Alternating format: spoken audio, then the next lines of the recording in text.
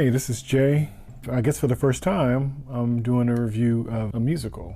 And so I'm still in New York. I've been in New York all week. There's so much to do out here. There's so much to see. So many things that are exclusive to here, or if they are here, they're done in a bigger way. When I came out here for sure, I wanted to check out some shows. I wanted to check out maybe like Little Shop of Horror, which I love the movie, and I would love to see the play, and the play is out here. I would like to see Lion King again, which is actually playing on Broadway, which I would love to see again. And I wanted to see the new MJ the Musical. I wanted to check out for sure. And so I was trying to work out my time so I could go at least see one or two musicals, and I'm starting to run out of time, so I had to pick something. So I decided to pick the MJ the Musical, because I already seen Lion King before, so I figured I'll see the MJ one. Plus, I'm a big fan of MJ. I was kind of curious. I know how some people feel a ways about MJ, Michael Jackson. One thing I'm learning, especially just being a person, that usually we don't have the whole story, and people could feel a ways about things, and you know, everybody's kind of flawed. And I think if I honestly believed the stuff that was said about him, I think I wouldn't be able to listen to his music or still kind of hold him dear. I'll tell you one thing with being a father: if you think something's not quite right concerning certain kind of things, regardless of how much you like something, you cut that stuff off. And so I think since I'm not feeling a ways about him in that way, you know, I think that that says something. It's not like I'm just delusional. But if I really felt that he was in the wrong about some stuff, I think I really wouldn't fool with him, with his music or anything else. And since I don't, you know, I'm still a fan of his. I was very curious about this musical, you know, what was it going to be about? What was it going to dig into? The direction of it, you know? The hardest part is like who would play Michael Jackson, you know? That would be the biggest thing, because nobody really looks like Michael and nobody really sounds like Michael. And even if the look wasn't there, the most important would be the sound and being able to do those songs and how that would be incorporated. And so I didn't know what to think. It's interesting when you see things about people that you experienced or seen before or know very well, and if you're not on point, it stands out very loudly. So as I was watching the musical, it was interesting. So it starts off as, I'll say it like this. I was kind of wondering where they would start. It's so much, he has such a large history, and he's been around for so long as a kid and as an adult. I was kind of wondering where would they even begin with him, you know? And so this story kind of began with him preparing for a tour and him trying to work that out. And then also as a reporter, or, you know, somebody doing a story on him, and a camera guy. And so it was very neat the way it kind of worked out stuff. So if he had an issue or a feeling he was kind of going through in the moment while preparing for this tour, it would be a flashback of a story or something he went through with his family or growing up that tied into his response that he was giving in current time. It might be something where he's trying to get it right. He's kind of hard on his background singers and dancer and stuff, and it might have a flashback of him, you know, going through that with his dad, and his dad getting on him and his brothers about getting the moves right and how that being important and stuff like that. I thought it was interesting how they kind of dealt with his family members. And one thing I thought was really cool, the way they did the flashback scenes with lighting, with slowing everything down. And so you would have these characters that would be somebody he's dealing with currently now, and they would just switch and be a totally different character, like his mom, or maybe his brothers, or maybe his dad. And it was almost seamless. It was almost surreal. It's amazing the stuff that plays can do and pull off on a stage, where it takes some real artistry to do it in a movie. It seemed like it'd be easier with that because you can actually reshoot something, you can switch out characters. So you have these actors who are playing 2 and 3 different characters, you know, and they're not always changing their costumes. They're not always getting a chance to put on makeup and wigs and stuff, and they just have to change their mannerisms and their sound of their voice and stuff and demeanor and be a whole other person. And I think they did that brilliantly. I also thought how when like the reporters asking him questions about certain things, Michael would respond with a song and how the songs would tie in. And with that, he kind of went through a stream of his hits, and even songs that wasn't really hits of his, but was real popular songs, they worked it in. So I like how they didn't just hit all the main ones like you would expect, like Thriller or Beat It or Billie Jean. they worked in, like Stranger in Moscow and different songs like that, and Too Bad and all those kind of songs. So I thought it was kind of neat how they incorporated them. Like I said, I love the actress who played his mom, and also one of the background singers, which was the same person. She had some little kids running around because she said she had to get a babysitter, but those kids turned out to be Marlon and Michael when they're kids. So they do flashback scenes where they're kids and they're going on the Ed Sullivan Show and growing up and dealing with their dad and signing with Berry Gordy and how Berry Gordy picked them and all this other kind of stuff. It was so good. And that little kid who played Michael, he sounded just like Michael. And they also had Miles Frost. That kid is brilliant. I remember hearing about him and seeing some stuff about him, and he did a brilliant job. I know he won like a Tony Award, and the show got 4 Tony Awards, and his portrayal of Michael is brilliant. And in certain songs, you need that Michael sound. So with the flashbacks and the way they folded the story in and tied it in, you had Michael when he was a kid with the Jackson 5. You have Michael when he was just the Jacksons, when they wanted to do their own stuff, write their own songs and leave Berry Gordy and Motown. And then you have when he went solo, doing his own thing. And then you had him in current times. And so the kid who played Michael was very strong, sounded just like Michael as a kid, which is damn near impossible. It didn't make sense, but that was really that kid singing and dancing. His energy was great. And then you had Michael when he was a teenager and a little bit older, for doing like Dancing Machine and stuff like that, to the Triumph album, to his solo stuff. Okay, so that guy, he had a good voice, but to me, he didn't embody Michael. He really stood out. Maybe because the other kid who played young Michael sounded so good, and the guy who played older Michael sounded so good and on point, that the fact that he was good but not great really kind of got me. It was harder for me to fold into his portrayal in the story because it wasn't at the same level as the other versions of Michael. And it was weird because that's the version that I really grew up with, the Beat It and the Triumph album and the Billie Jean and Thriller and all that. So it was interesting to see a guy that didn't really look like Michael and didn't really sound like Michael.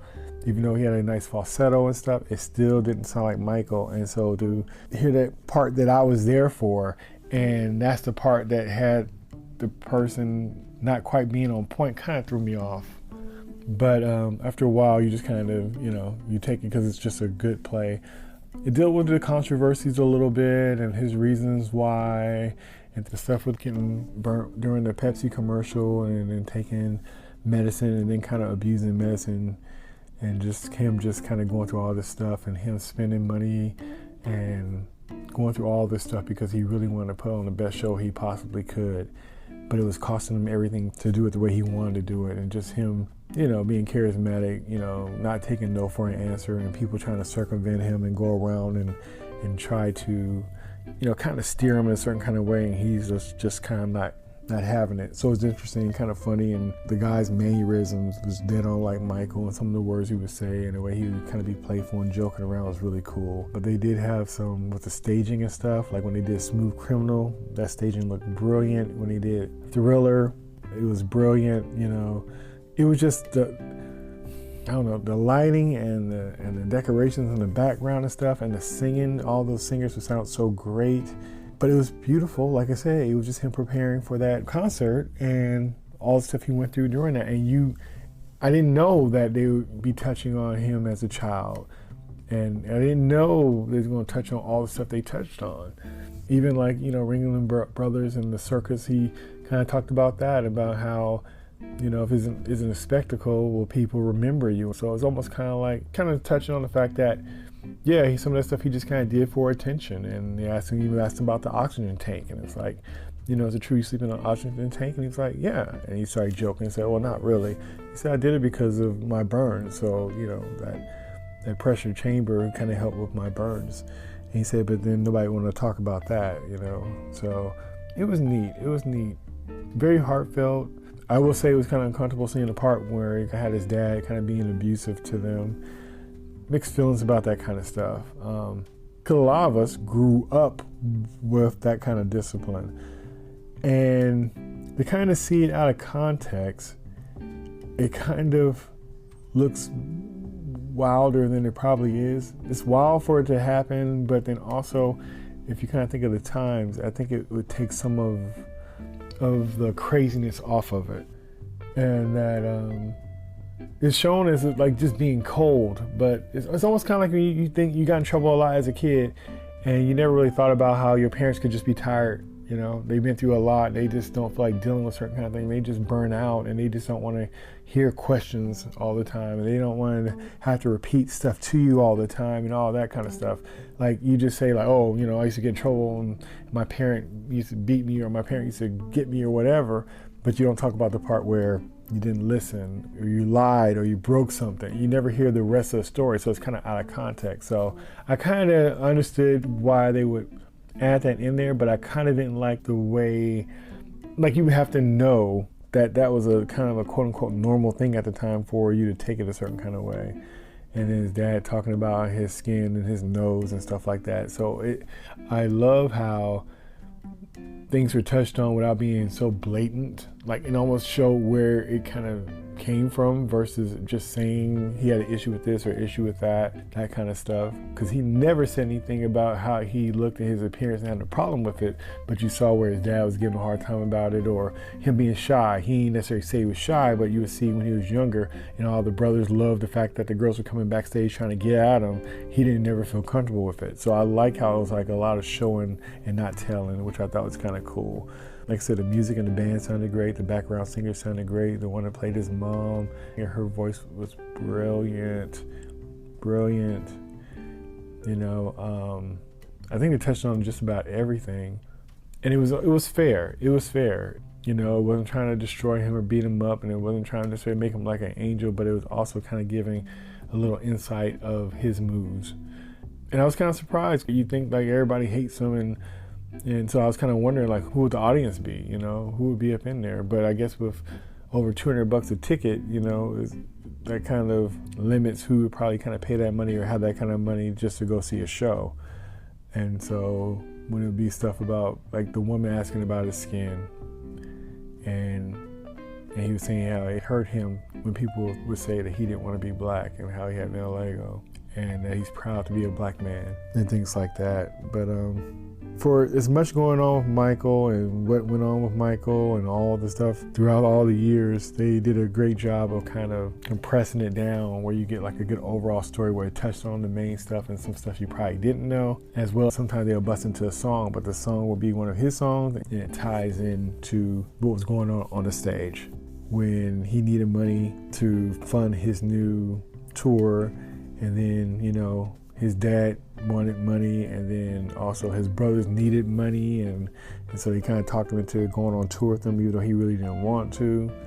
And that tour ended up giving him the Pepsi deal, and he was joking around saying, I don't even drink Pepsi. And then that whole Pepsi commercial was the thing that contributed to him getting burned up, and then on top of that, taking the medication that he eventually got, allegedly got hooked on. It was just interesting how it was layered. It was nicely done. I was kind of curious, like, how would they pull off a Michael Jackson movie? You're making a movie about somebody you love, so you wanted to kind of see them in a certain kind of light, but then when so many things going on with them, good and bad, you kind of got to put it all in there in a way as well, in a way that is kind of fair, or it's not so blatantly skewed that it stands out to be not true. Like they did with the Elvis movie. That was a nice balancing act of skipping over or treading lightly on the controversial stuff and then leaning in on the stuff that people like the music and the fame and the excitement and the glitz and glamour and stuff like that. And so seeing this would be the direction I would probably go for a Michael Jackson movie as well. I thought I found a good balance, so I hope they go this route when they eventually do the Michael Jackson film. And even though I know they have I think it's Jermaine's son, Jafar Jackson, is going to be playing Michael in the new movie. Even though this kid is like blood related to Michael, I can't see him being better than this Miles kid, this Miles Frost kid, because nobody sounds like Michael. And it was a trip because even the guy who played Michael in the middle years, he was trying to sing some of those songs, and he sounded good. He was performing, I think the song was Can You Feel It with the Jackson 5. Michael has a certain tone and pitch that he has for that song that, even though you got that Can You Feel It song that's kind of strong voice, and then his high voice kind of cuts through it all, like it's a certain way it got to be done, and that kid wasn't getting it. It wasn't the same, and it's just like, that's not, you know. And I was just almost hoping, like, I hope the older version of Michael, that Miles dude, I was just hoping he would sing backgrounds or fill in or do that part, because I just really wanted to hear his more Michael sounding voice on those songs, because he really needed that to make him really, really pop. And I don't want to down the guy who played Michael in the middle years, but it was, to me, he really just stood out because it just didn't line up quite right. But he was very talented and very good, and I'm sure it's hard to find people that could do Michael, you know. But for sure, the young version and the older version, for sure, they had that down. I'm so glad I saw this play. As much as I wanted to see Lion King again, and I still do, I'm glad I got a chance to see this, because at least this is something I did not see, and I could add it to another great play that I saw live, and I really enjoyed it. And if you're a fan of Michael, I think you would enjoy it too. If you're a fan of his music, I think he touches a lot of the music that he's done. And if you want to know, like, kind of behind the scenes of what he was doing, trying to get together for the tour, it was just a great little history lesson when it started off as if it was just going to be about him preparing for a tour, and the little stuff that kind of go along with that while you're trying to prepare for a big tour. And yeah, it was a journey. I think it was a little over 2 hours, and I really enjoyed it. It was just so much to take in. I'm sure I'm missing something, but I know that when I was sitting there, it was times when I was sad, you know, what he's going through and how he's dealing with it. There's times where I just couldn't help but smile, because I was just thinking about how such a good soul he was and how much happiness he brings to everybody. I was kind of heartbroken that he didn't feel comfortable in his own skin. I felt bad for the times where he wanted something from his dad, and at least the way they tried to show it on there. I'm sure his dad loved him anyway, but I don't know. It's interesting, especially when it comes to kids. You could love them, but if you're not loving them the way that they need you to love them, it might not register as being love to them. And then they're feeling like that person that's there for them does not love them. That's a hard feeling. So just a miscommunication, I'm sure that was in there, or somebody's idea of thinking what's best for you doesn't line up with what you're asking for. And nobody should feel that way, but I'm sure it happens often, and not even on purpose a lot of times. Relationships are so touchy. But I really enjoyed this play. I really would like to see it again. I think if you're a fan of Michael Jackson, like I said before, you'll love this. If you love his music, I think you'll love it. If you like good dancing, if you like sets and stuff like that, I think that you would love it. I think you would love it. The energy on it is just so great. The funny stories and the origins of stuff and the perspective, and like I said, just the way that they would do the switch out. Like I said, they'll be in the middle of a conversation, the lights change, the movements kind of change, and all of a sudden he's in the past dealing with stuff. Or even when he's being scolded as a child, the older version of Michael will just kind of sit there and walk in there as a moral support, or to witness his own history. That was powerful, you know? Like, it was even a time where the younger version of Michael was singing, you know, I'll Be There with his mom. And at a certain point, the older Michael took his place to sing with her. So like he's almost going through his own memories, and he was just present in his memories. Nicely done. Plays are amazing. It's kind of like you either go to them or you don't go to them.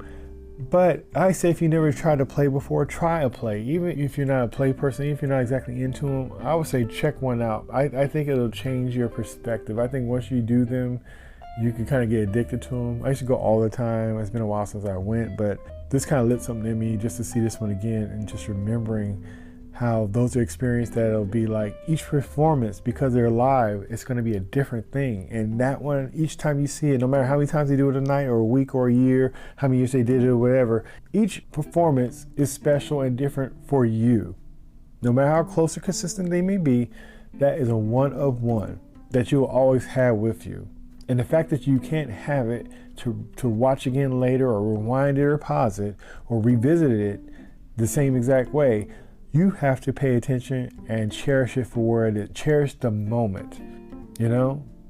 I had to really watch and think what I was watching, because it wasn't like I could pause it and rewind it or see it later. And, you know, I didn't even take notes, you know, because I really just wanted to take it. And I was just like, man, and I'm sure I missed stuff. I'm sure it's things I seen there, and I was thinking like, well, man, I got to speak about that, or I got to bring that up. that I've just lost, but I have it. Who knows? It might pop up in my head later on after I stop recording. I don't know, but I'm just saying, it's something about things that are fleeting, how it just makes you appreciate them more, the experience. And we got to do more things that are like that, because they really add to you. And it also makes you want to be more in the moment and find things that's going to make you be in the moment. And then you continue to appreciate and do more things that's going to add to you. But it was really good. It was really good. So this was the MJ the Musical. And I saw it at the Neil Simon Theater at 250 West 52nd Street in New York. This has been a really good trip. As much as I've done, I wish I had more time. Definitely, I can't wait to come back again. But yeah, maybe I was rambling, but I really wanted to speak on this. I know I normally do movies and TV shows, but this really was something. Yeah. All right, so this was Jay talking about the MJ the Musical, now playing in New York at the Neil Simon Theater. Until next time, peace.